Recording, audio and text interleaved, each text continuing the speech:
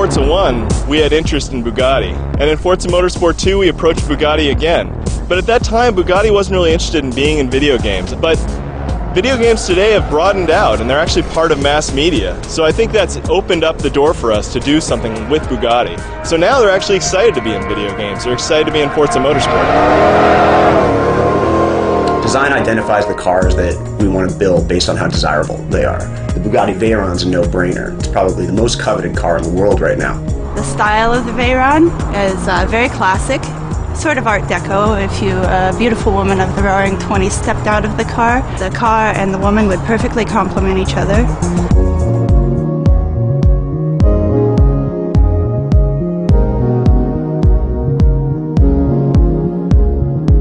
Bugatti Veyron, it's a technological masterpiece, not so much in that it made 1,000 horsepower, because that's really not that difficult to do with an 8-liter engine, but more in the sense that it's drivable as a 1,000 horsepower car.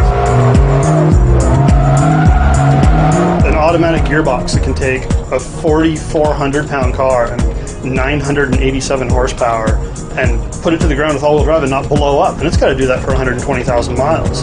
And it's not even just like the power or anything, it's the scale. This is a 1,000 horsepower, 16-cylinder, 4-turbo motor that's smaller than a big block Chevy.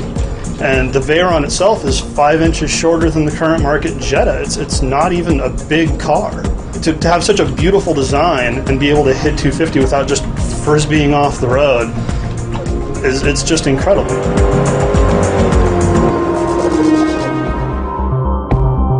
Once we've identified the car that we want, we've located it, we send a team of subject matter experts out there to either photograph the car or scan it digitally.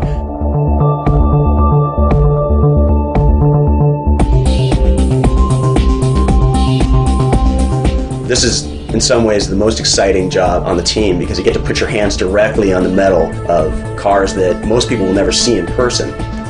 One of the new features for Forza 3 is cockpits. This presents an interesting challenge from a modeling perspective because it's so hard to get the sense of scale from inside the cockpit and communicate that in game.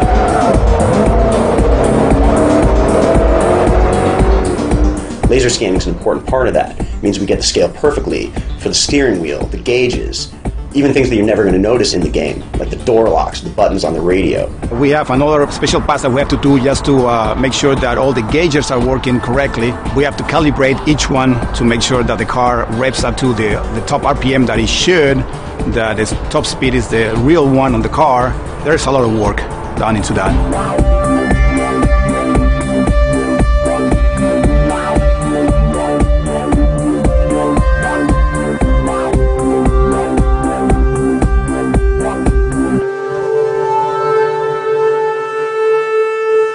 Result is a super high definition mesh.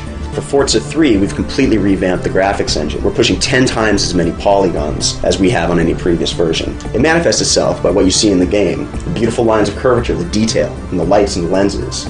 The detail in the brake rotors and calipers that are so close to reality, they're almost indistinguishable. What you see in game is what we saw on site as we photographed and scanned the car. And the cool thing is not many people in the world have seen this car in person, only in pictures. Some people haven't even seen the interior of this car. And in Forza 3, you're going to be able to customize it, you're going to be able to drive it, you're going to be able to see the interior, you're going to be able to do almost anything and everything with this car that most people will never see in their life. Everybody's psyched about having that car in our game. It's one of the most advanced cars in the world right now. It's something out of this world pretty much. It's amazing.